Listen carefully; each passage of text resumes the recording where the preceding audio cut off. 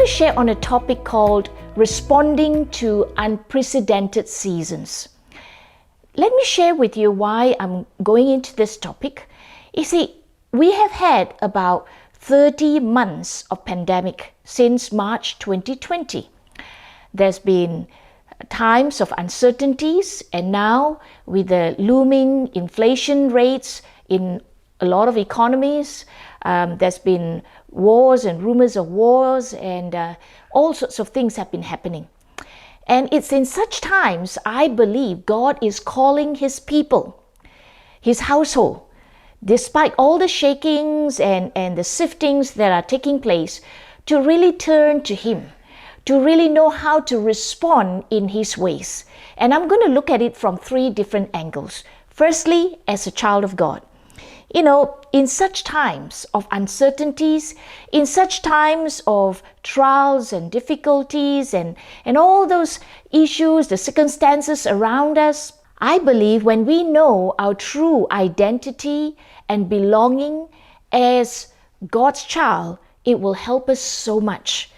You know, our understanding, our head knowledge of who God is, let that be translated more and more into heartfelt experiences and encounters with Jesus in these seasons. You know, when we do so, you'll find yourself God's hope, God's peace, God's security being released into your life. That Papa God Himself will not leave us nor forsake us. Deuteronomy 31 verse 8 says, "The Lord Himself goes before you and will be with you. He will never leave you nor forsake you. Do not be afraid. Do not be discouraged," because we belong to Him. He paid the price for us through His one and only Son, Jesus Christ. And He is the strong and mighty tower that the righteous, His children, you and I, can run to and be safe. That's why in Psalm 59 verse 16, the Living Bible says, "But as for me, I will sing each morning about your power and mercy." And I pray that you do so each day, no matter what news you receive, that we as God's children in God's household will continue to sing of His power and mercy that is at work in us. And it says here, "For you have been my high tower of refuge, a place of safety in the day of my distress."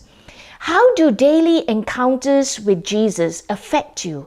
No matter how big or small those experiences are, I want to encourage you, build on an intimate relationship with Jesus.